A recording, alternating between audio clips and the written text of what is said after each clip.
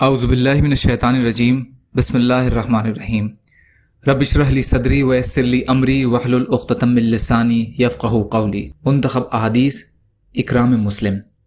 بندوں سے متعلق اللہ تعالیٰ کے اوامر کو رسول اللہ صلی اللہ علیہ وسلم کے طریقے کے پابندی کے ساتھ پورا کرنا اور اس میں مسلمانوں کی نوعیت کا لحاظ کرنا۔ مسلمانوں کا مقام۔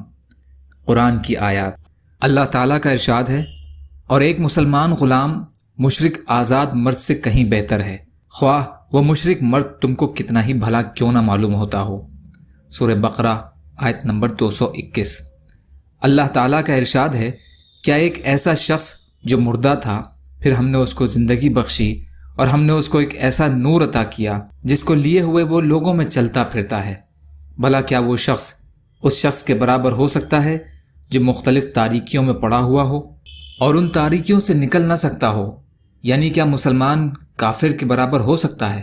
سورہ انعام آیت نمبر 122۔ اللہ تعالیٰ فرماتے ہیں، جو شخص مومن ہو کیا وہ اس شخص جیسا ہو جائے گا جو بے حکم یعنی کافر ہو؟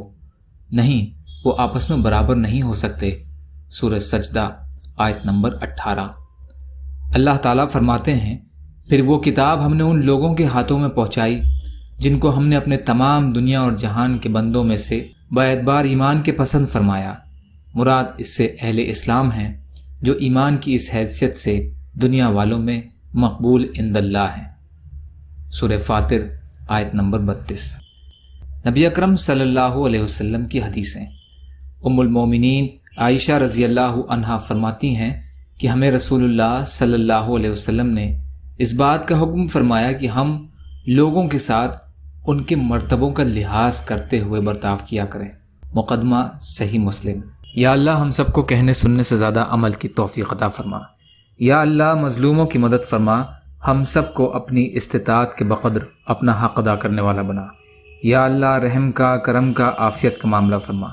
جو پریشان حال ہیں ان کی پریشانیوں کو دور کر دے، جو بیمار ہیں انہیں صحت عطا فرما، جو قرض میں ہیں ان کے قرضوں کو ادا کرا دے۔ یا اللہ ہمارے دلوں کو بغض، حسد، جلن، کینہ، تکبر، ریاکاری سے پاک کر دیجئے۔ یا اللہ آپ جیسا بہتر سمجھیں ویسے ہماری حفاظت فرمائیں۔ یا اللہ آپ جو بھی فیصلہ ہمارے لیے فرمائیے اس کا انجام ہمارے لیے بہتر فرما دیجئے۔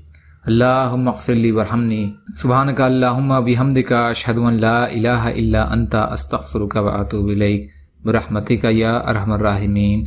لا الہ الا اللہ محمد رسول اللہ۔ السلام علیکم۔